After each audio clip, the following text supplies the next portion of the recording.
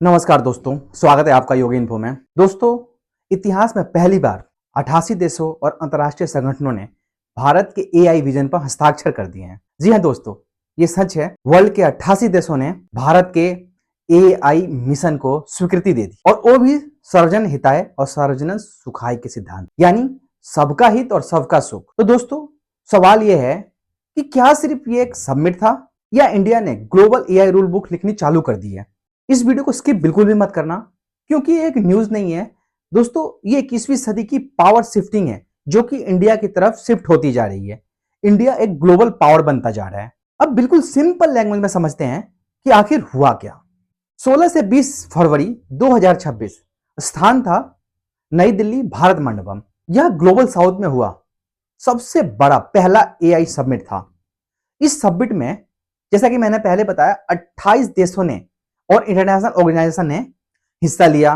भारत के एआई घोषणा पत्र पर हस्ताक्षर भी किए गए, और इन कंट्रीज ने भारत के जो मॉडल है, एआई मॉडल को स्वीकार भी किया।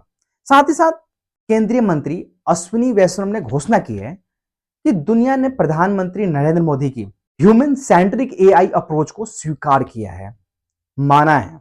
अब दोस्तों, ये सवाल उठता है कि ये ह्यूमन सेंट्रिक एआई है क्या? मतलब एआई सिर्फ प्रॉफिट के लिए नहीं है दोस्तों, एआई सिर्फ टेक कंपनीज के लिए नहीं है दोस्तों, एआई का उपयोग इंसानों के कल्याण के लिए भी किया जाएगा। यही दर्शन सर्वजन हिताय सर्वजन सुखाय, यानी सबका हित सबका साथ, मतलब एआई सबके लिए है, इंक्लूसिव एआई। दोस्तों, अब कंटेक्स्ट समझते हैं। 2023 से 2025 के बीच एआई एक्सप्लोजन हुआ, चैटबॉट आया, डीफेक, एआई वेपन्स की तरह यूज हुआ, जॉब लॉस फेयर हुए, यानी दुनिया डर भी रही थी और आगे बढ़ भी रही थी। यूएस और चाइना एआई रेस में सबसे आगे चल रहे हैं।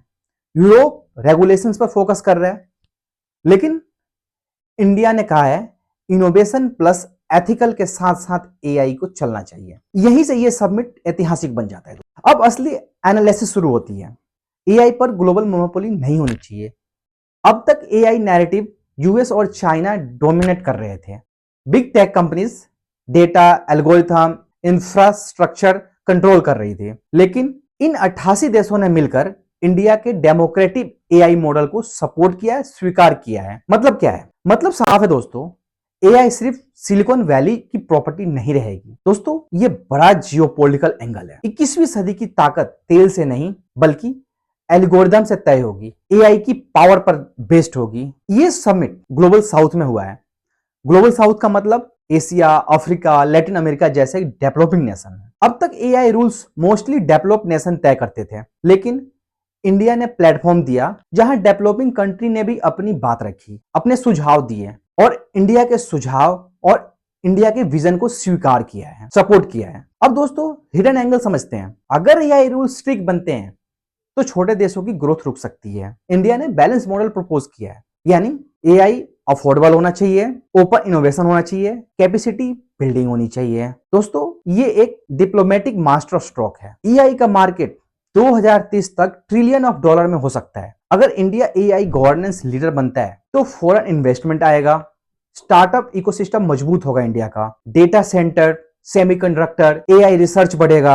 और याद रखिए दोस्तों, पॉलिसी लीडरशिप हमेशा इकोनॉमिक लीडरशिप में बदलती है। अब मैं आपसे पूछता हूं, क्या इंडिया एआई सुपर पावर बन सकता है? कमेंट में अपनी राय जरूर लिखें और बताएं कि हाँ या ना। दोस्तों, समिट के दौरान कुछ राजनीतिक विवाद भी हुए, जैसे यूथ कांग्रेस के कुछ नेताओं ने प्रोटेस्ट किया, लेकिन इंटरेस्टिंग बात क्या रही? ग्लोबल इवेंट के बीच डोमेस्टिक पॉलिटिक्स की ये स्वीकार दुनिया को मिक्स सिग्नल देती है। जियो पॉलिटिक्स में परसेप्शन भी पावर होता है। दोस्तों, अब सबसे महत्वपूर्ण हिस्सा, इंडिया को रियल में इससे फायदा क्या हुआ? इस सबसे बड़े एआई समिट करवाने से इंडिया को क्या बेनिफिट मिला? तो दोस्तों, इंडिया को स्ट्रेटेजिक एडवांटेज है। चाइना एग्रेसिवली एआई इन्वेस्टमेंट में पैसा लगा रहा है। US regulations plus AI innovation दोनों कर रहा है। इंडिया थर्ड मॉडल दे रहा है, ह्यूमन सेंट्रिक एआई। अगर ये मॉडल ग्लोबल एक्सेप्ट होता है तो इंडिया एआई गवर्नेंस के थ्रू लीडर बन जाएगा। एआई एग्रीकल्चर में प्रोडक्टिविटी बढ़ा सकता है, हेल्थ सेक्टर में डायग्नोसिस इंप्रूव कर सकता है, मैन्युफैक्चरिंग ऑटोमेटेड हो सकती है। अगर सही इंप्लीमेंटेशन हुआ तो इंडिया 5 ट्रिलियन इकोनॉमिक का जो इसका लक्ष्य है वो जल्द ही पूरा कर सकता है। एआई जॉब भी क्रिएट करेगा, डेटा एनालिसिस आसान होगा, एआई ट्रेनर की जॉब आएगी, साइबर सिक्योरिटी एक्सपर्ट की जॉब इंक्रीज होगी। लेकिन दोस्तों कंडीशन यह है कि स्किल अपग्रेड बहुत जरूरी है। हम पुराने स्किल्स पे बिल्कुल भी नहीं रह सकते। एआई के साथ साथ हमें चलना होगा, अपने आप को खुद को अपडेट करना होगा, अपग्रेड करना होगा। यानी हमारे पास जो भी स्किल्स है हमें उस स्किल्स के साथ साथ एआई को अडॉप्ट करना पड़ेगा, अपनाना पड़ेगा। दोस्तों फ्यूचर वॉरफेयर एआई ड्रिवन है, यानी drone system, cyber warfare, autonomous defence system, यानी सबमिट में एआई सेफ्टी स्टैंडर्ड पर भी चर्चा हुआ। इंडिया अगर रिस्पॉन्सिबल एआई डिफेंस मॉडल बनाता है तो स्ट्रेटेजिक ट्रस्ट बढ़ेगा, और ट्रस्ट जियोपॉलिटिक्स की सबसे बड़ी करेंसी पावर होती है, मनी होती है। आज पहली बार इंडिया रूल्स मेकर की चेयर पर बैठा है, रूल्स बना रहा है। पहले हम आईटी सर्विसेज नेशन में थे और अब हम एआई पॉलिसी नेशन बन सकते हैं दोस्त। लेकिन सवाल यही है कि क्या हम युद्ध तैयार हैं? क्या हम अपने जॉब के साथ साथ एआई को अडॉप्ट करना चाहते हैं? देश तब आगे बढ़ता है दोस्तों जब उसकी युवा पीढ़ी समय से पहले तैयारी कर ले। एआई इंपैक्ट समिट 2026 सिर्फ एक इवेंट नहीं था दोस्तों, ये एक सिंगल था। इंडिया अब टेक्नोलॉजी सेपर बनना चाहता है। 88 देशों की मुहर ग्लोबल ट्रस्ट का संकेत है दोस्तों कि इंडिया पर विश्व भरोसा कर रहा है। इंडिया जो कर रहा है उस पे इंडिया विश्व भरोसा जता रहा है। लेकिन असली परीक्षा अभी बाकी है मेरे दोस्त। इंप्लीमेंटेशन कैसे होगा, ये सवाल सबसे बड़ा है। रेगुलेशन बैलेंस करेगा या स्लो ग्रोथ होगी? यूथ स्किल रेडी है या नहीं, यही फ्यूचर तय करेगा। कमेंट में बताएं कि क्या इंडिया एआई गवर्नेंस लीडर बन पाएगा। अगर आपको ऐसे ही डीप जियोपॉलिटिकल एनालिसिस पसंद है तो चैनल को सब्सक्राइब जरूर कीजिए। वीडियो अच्छी लगे तो वीडियो को लाइक कीजिए और अपने दोस्तों में जरूर शेयर कीजिए।